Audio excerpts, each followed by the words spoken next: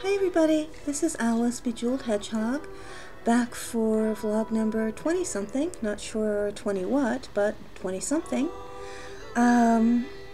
This is kind of my Easter outfit. This is that pretty hat out of that soft, fluffy yarn that I thought looked so spring-like and beautiful. And I know that this t-shirt says extra bitter, and that does not sound very Easterish, but it is, on the back it has the Scharfenberger, I think that's how you say it, chocolate logo. So since I'm not doing any chocolate bunnies this year, I figured I would wear a chocolate t-shirt. So there you go, Easter hat, chocolate t-shirt, Easter outfit. And I wanted to do a shout out to Andrew. Hi Andrew, in the pictures. He was wearing this adorable t-shirt in his vlog, and it has a smiley face, and it has this big silver line across the mouth where the smile would be, and it says, silence is golden, duct tape is silver. And I just died. I love that shirt, and it reminded me of my duct tape moments with my nieces. I mean, no, I don't put duct tape on those children, but most of the time, you know, when they're cheerful and happy, everybody talking all at once and all the chittering and chattering is just adorable and sort of enlivening. But that can so quickly turn into bickering and fussing, and there have been moments, I think I mentioned before, there was a time period when I had to set a rule that they could not all three come to visit me at one time because I just couldn't take it. So yeah, I have moments when I would like to have a roll of duct tape and put across three little faces. So I figured perfect t-shirt to get, and I did. I Googled it and found a place where I could buy t-shirts on the internet and that had that same logo on them. And so now I have one. It'll be for my duct tape moments. It'll just be fun to wear, you know, when I hang out with them. And my middle niece, the 13-year-old one who believes that the world should fall silent when she enters the room. This is the child that never went through a princess stage. No, she went right to the queen stage. She is the queen. She is Queen Cat. And that's all there is to it. So, anyway, yeah, she'll want to borrow it too. Oh, and it's so comical because a t-shirt on her and a t-shirt on me, I will wear the 2X because I'm short and round, and she, who is taller than me and thin and willowy, will wear the 2X because it becomes this long, huge, baggy tunic top on her, and she can belt it, you know, and look like she's walking down a runway. But anyhow, so yeah, thank you, Andrew. I don't know if I should call you an inspirer or a shopping enabler. But anyway, so that's that with t-shirts, and I am slowly but surely feeling better. Monica from Kids Lids, hi Monica, commented, oh, by the way, thank you for all your wonderful comments. I just, you know, really have not been up to sitting and doing a lot of typing. I mean, I'll get up and I'll be watching the videos, and then sometimes I'll feel like typing, other times I just don't. So I want to thank you for all your comments, and I've read every single one of them and loved them, everybody, but I am going to get to them. I really do want to respond because I love responding, but I'm just not sure when. But anyhow, feeling better. I think I will definitely be picking up my normal schedule again on Monday. Just hopefully at a slower pace. And oh, I was talking about Monica, and then I went completely off the subject. She mentioned that my body might actually be detoxing a little bit.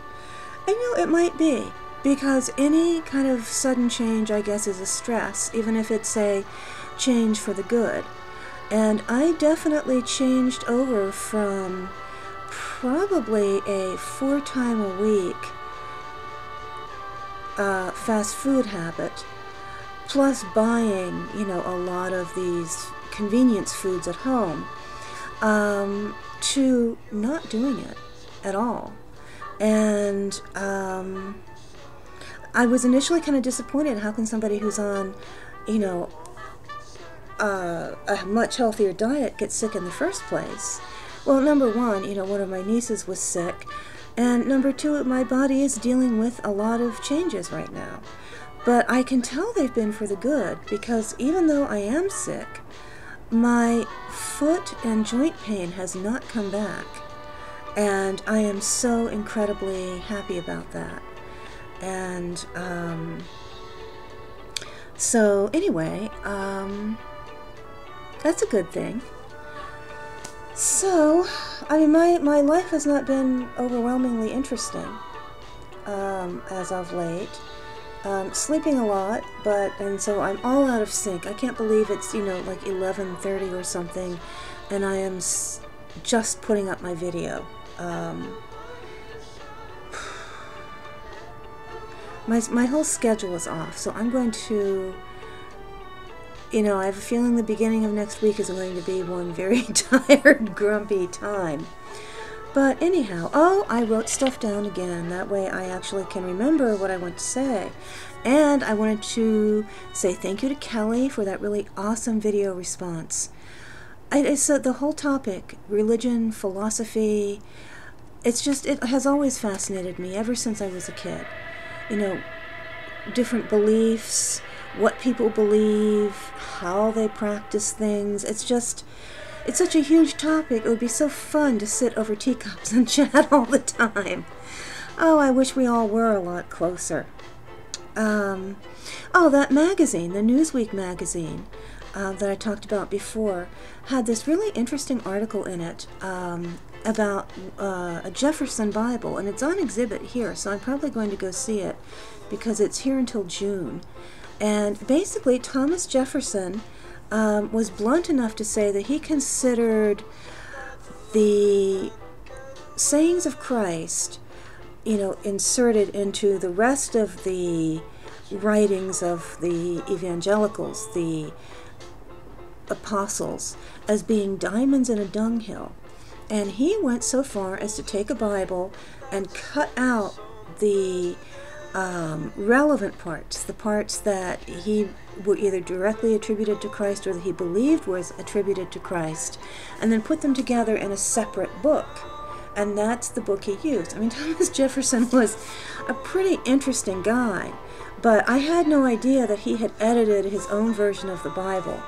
And that's here at the Museum of Natural History, and I think that would be a fun little exhibit to go see. So I'll definitely catch that before June. And if I ever get around to getting a fancy phone, I guess I could just take my camera. So you guys can probably see the exhibit too.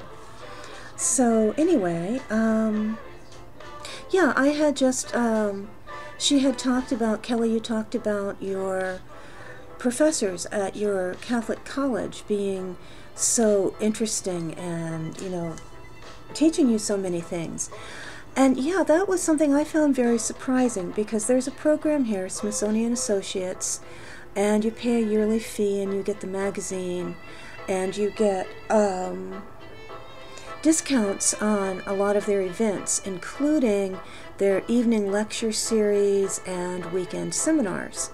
Now, I haven't done this in a long time because when the nieces came, they're not going to be kids forever. They're not going to want to spend that much time with me as they get older, so they kind of took a bigger priority. But I used to go to them a lot, and I was, of course, interested in anything that had to do with religion, religious history, philosophy, and it was interesting to see how many of those guest lecturers were priests who were also professors.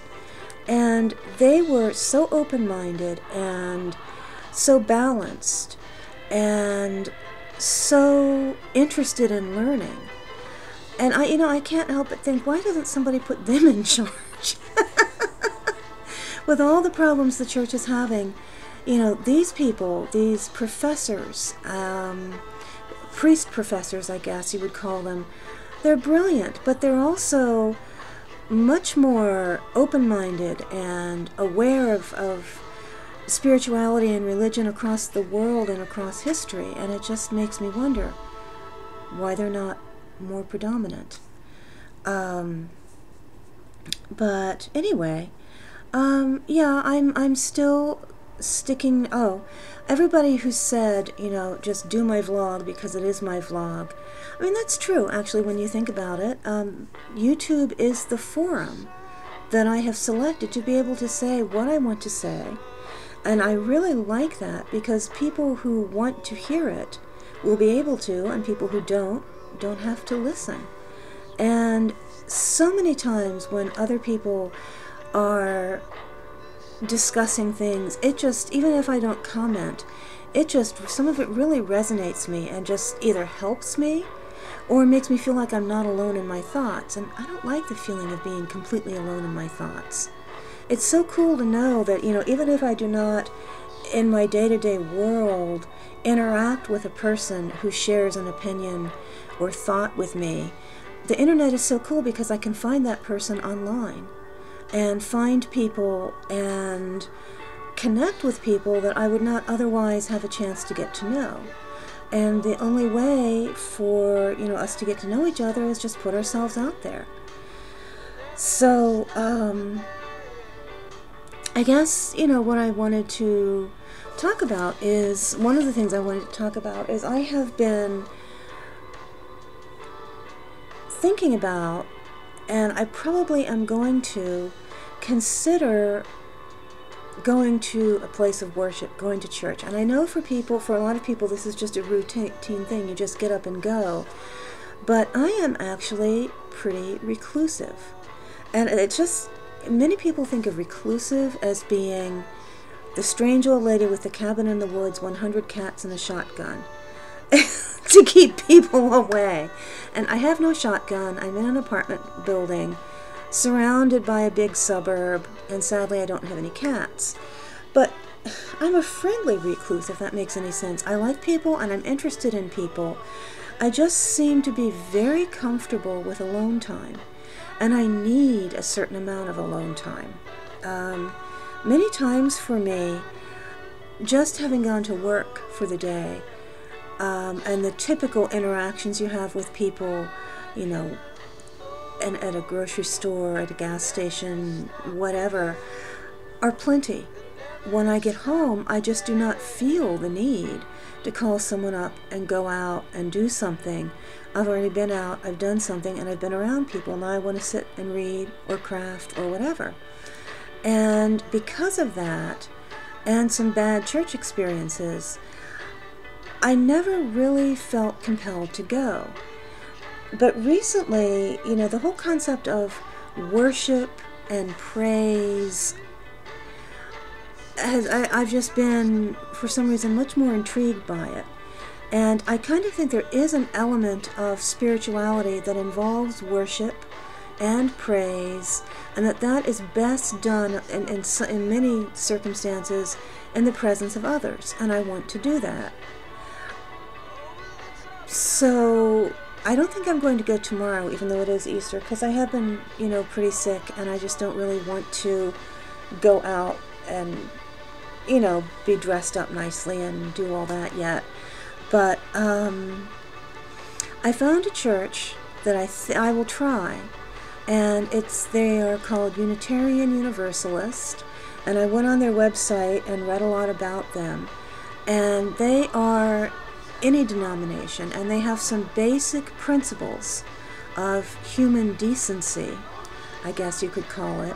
But other than that, they don't care what religious background you are or even what religion you practice. Everybody can come together, and their goal is to help you on your spiritual path.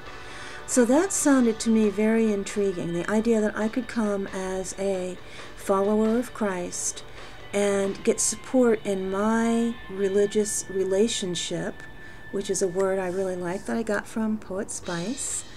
And in my religious relationship, my relationship with God, interact with other people who are pursuing a relationship with God, although it's not necessarily the same one that I am. And if that particular church does not work out, I am not going to lose heart and quit, because that's what I've done before. The first time, back in the early 90s, I decided I would go to church. I just picked a standard denomination, and I went, and while they were, I guess, what we would call more traditional and fundamentalist. And while there is nothing wrong with that, what I personally have trouble with are people who do not add the "for me" at the end of their statements. For instance, if they want to believe that a certain thing is a sin, and that is their belief, then that is fine. Don't do that thing. But to then turn around and find other people who don't share their beliefs at all and want them to behave the same way. And I'm not talking about the basics. I mean, obviously the basics are kind of covered by our own legal system. You're not supposed to steal. You're not supposed to lie or cheat, like embezzle or whatever. Those things are covered. Seriously, the big sins that everybody agrees on. But these people would just get worked up into a frenzy over, for instance, I seem to hear they believe that homosexuality is wrong. Okay, fine. I mean, I don't know what happens to these people when they are gay, but they just harped on it an inordinate amount of time. And I found it kind of puzzling. It's like, of all the things the Bible talks about, why do you find this one tiny little thing to get so worked up about? I'm not even gay, but it was like exhausting and also kind of confusing. And they also mixed a tremendous amount of politics in with their sermons. And there was so much anger towards people who did things they didn't like. I mean, I am not comfortable with the thought of having an abortion, but I can see that's for me, but I can see many people in many situations where having a baby could be devastating to them. And yet these people would pour phenomenal amounts of energy in trying to go out and tell other people what to do. And I left in disgust, basically. And, so a long period of time passed. And then in the early 2000s, I went back. And this church that I picked was a little better. But I would call it, I don't know what the word, they were less condemning. But they were very, very culturally, if that's the right word, Christian. It was almost like joining a club. And they had, it's so hard to put it into words. Okay. Everything they did had a sameness almost all across the board. Now, this was early 2000s. People were not as green. So everybody seemed to have SUVs. Everybody seemed to be family-oriented. There's nothing wrong with wearing polo shirts and khakis. But I swear I saw so many polo shirts and khakis. And early 2000s also happened to coincide with one of my fitness periods, so I was slimmer and I could wear whatever fashions I wanted to. And I am just in love with the crazy fashions of the 1960s. I saw these things growing up, and they made such an impact on me. I just adored the 60s fashions. So back then, I would go through thrift stores and yard sales, and I had put together quite a collection of like these, really cool psychedelic mod outfits, and I would wear them all the time. And I like bright colors and big jewelry, even though I wasn't making jewelry back then. And I stuck out like I don't know, what's a bright tropical bird in a, anyway, I just didn't fit in. I didn't look like everybody else, and I always got the feeling like they were trying so hard to understand me. I mean, it was a big church. It wasn't even a small church. And everything they did, it was like once you walked in there, if you read mysteries, well, they read mysteries too, but they read Christian mysteries. It's apparently there's this whole Christian subculture where they have Christian romances, Christian mysteries, Christian scary books, if you want to read scary books. It's suddenly like I was the odd man out because I was reading Agatha Christie. And it seems like they had all just switched over.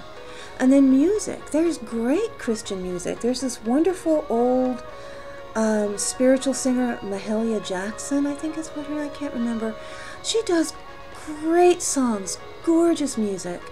And a lot of country music has a lot of Christianity in it, and I love that. But I also like music that has absolutely nothing to do with Christianity. But they had their own you know, Christian rock, Christian this, Christian that, and it's like they had switched everything else off.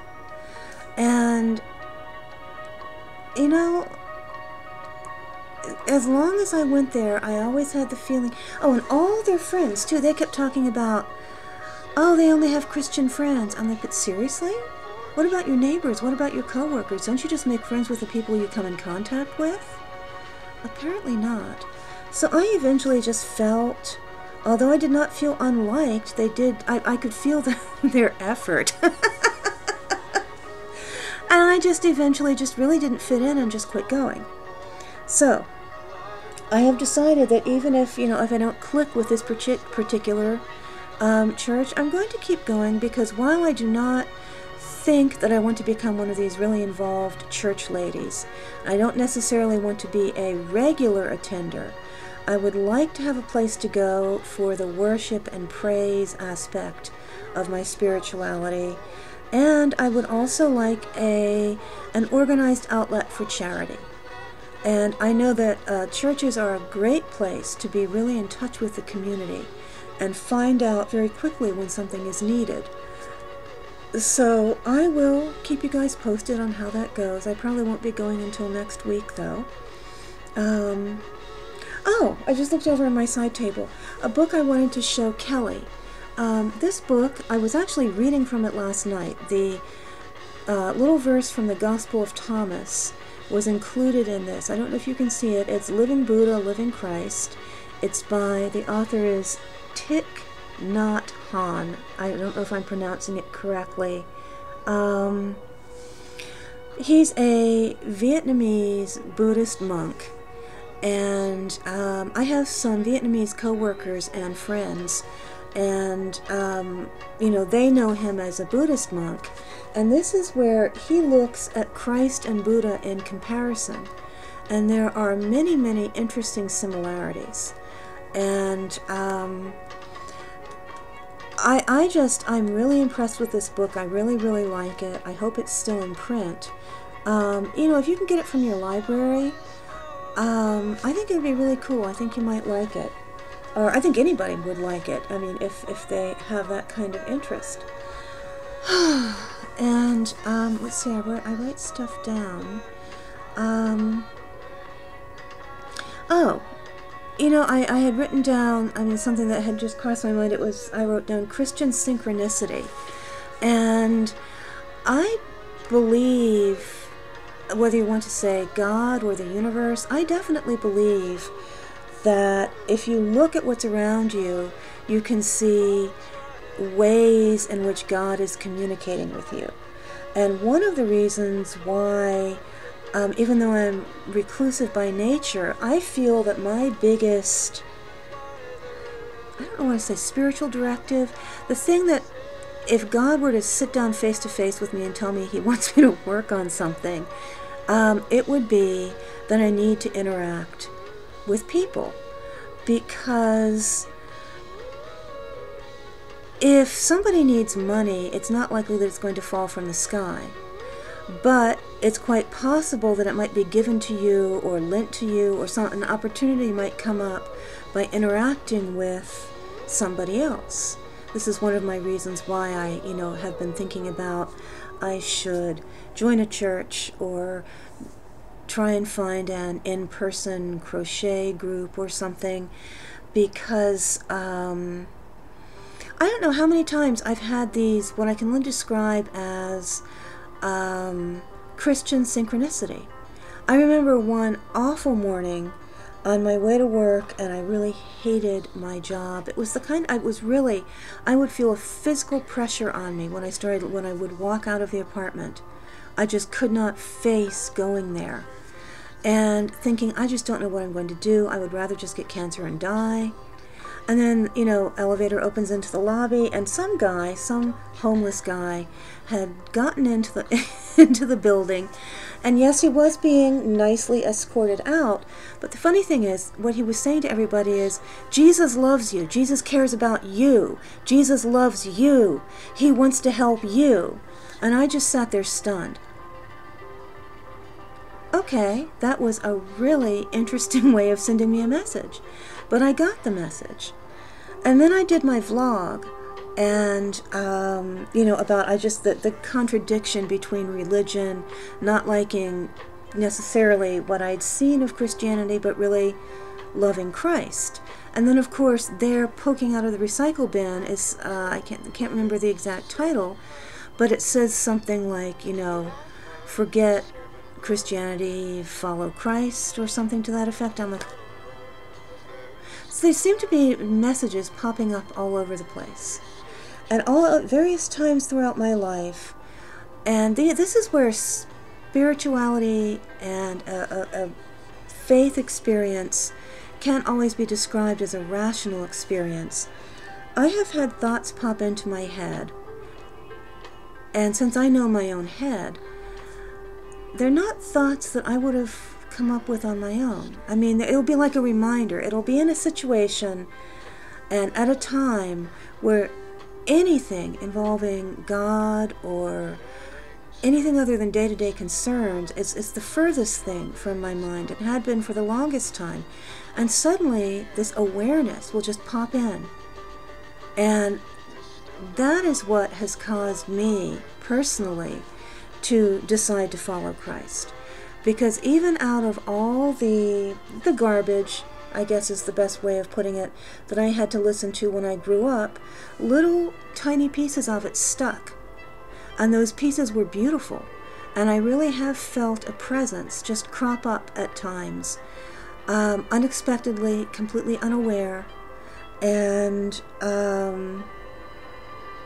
that's amazing. And that is what I am drawn to and following, and that's what is, I'm sorting out right now. I want to do a vlog about something different, because I'm afraid this is getting boring, but this is what I'm thinking of. So this is what is going on. And, I guess a couple more shout-outs, and then I'll just go. I want to do a shout-out to Kelly, Tulip Sun, and Jamie Lola Tallulah, Poet Spice, because my best friend and adopted son, Jermaine, as a joke, I said, why don't you borrow one of my yoga DVDs? I've got 3. He said yes. I'm like, seriously? I am so happy, though. So if you guys had not gotten me started on this, and Jamie Lola Tallulah, if you had not done your DVD review, I wouldn't have bought those 3 DVDs, I wouldn't have done them, I wouldn't have recommended them to him, and he wouldn't be doing them. And